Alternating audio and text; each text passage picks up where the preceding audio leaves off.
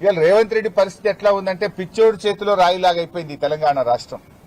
ఇవాళ తెలంగాణ రాష్ట్రంలో ఈ రేవంత్ రెడ్డి ఎప్పుడు ఏం చేస్తాడో అర్థం కాదు. పొద్దున నిద్రలో కలలో ఏదొస్తే ఉదయాన్నే అది చేసే కార్యక్రమం కనబడతా ఉంది. హైడ్రా పేరిట పేదల గుడిసెలు కూల్చే ప్రయత్నం చేసినాడు.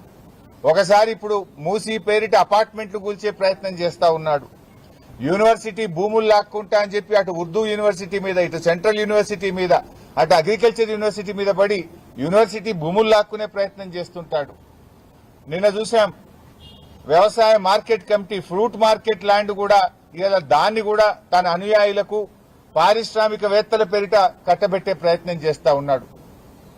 ఇవాళ లగచర్ల చూసాం. లగచర్ల లాంటిదే మరొక భూసేకరణ ఇలా పరిగిలో చేస్తా ఉన్నారు. ఏంది మీరు ఆ పచ్చటి భూముల మీద ఎందుకు పడ్డారు? దళిత గిరిజన బలహీన వర్గాల భూములు ఎందుకు లాక్కుంటున్నారు? ఇవాళ ఇది భూసేకరణ కాదు, ఇది దళిత బలహీన వర్గాల ప్రజల మీద దండయాత్ర చేస్తున్నది రేవంత్ రెడ్డి ప్రభుత్వం. మీరేం చెప్పారు ఆ రోజు? కాంగ్రెస్ అధికారంలోకి వస్తే ఎస్సీ ఎస్టీలకు అసైన్డ్ భూములకు పట్టాలు ఇస్తాము అని చెప్పారు. పట్టాలు ఇవ్వడం మాట దేవుడెరుగు గాని ఉన్న భూములు లాక్కుంటున్నారు. పట్టాలు ఇవ్వలే కానీ దళిత గిరిజనుల భూములే లక్ష్యంగా పెట్టుకుని టార్గెట్ గా ఎక్కడ ఎస్సీ ఎస్టీ బీసీల అసైన్డ్ భూములుంటే అక్కడ ఇండస్ట్రియల్ నోటిఫికేషన్ ఇస్తా ఉన్నారు. రేవంత్ రెడ్డి వచ్చిన ఈ 2 సంవత్సరాల్లో ఇప్పటికే 10,000 ఎకరాలు ఇండస్ట్రీల పేరిట భూములు లాక్కున్నారు.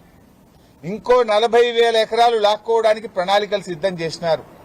రంగారెడ్డి, మేడ్చల్, సంగారెడ్డి, వికారాబాద్, భువనగిరి, ఈ చుట్టుపక్కల హైదరాబాద్ చుట్టూ ఎక్కడ ఎస్సీ ఎస్టీ బీసీల అసైన్డ్ భూములుంటే అక్కడ ఇండస్ట్రియల్ పార్కులు అని చెప్పి నోటిఫికేషన్లు ఇచ్చుడు, భయభ్రాంతులకు గురి చేసుడు, ఇవాళ భూములు లాక్కునే ప్రయత్నం చేస్తున్నారు.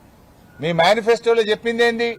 వాళ్ళకు పట్టాలు ఇస్తాం, వాళ్లకు అమ్ముకునే హక్కులు కల్పిస్తాం, ఒకవేళ ఎక్వైర్ చేస్తే పట్టా భూమితో సమానమైన ధర చెల్లిస్తామన్నారు.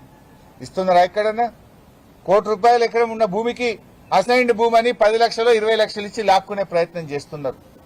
ఎందుకు ఈ దళితుల మీద, గిరిజనుల మీద, బలహీన వర్గాల భూముల మీద దండయాత్ర చేస్తున్నారు అని మేము అడగడానికి వెళ్తా ఉన్నాం. మమ్మల్ని ఎందుకు ఆపే ప్రయత్నం చేస్తున్నారు?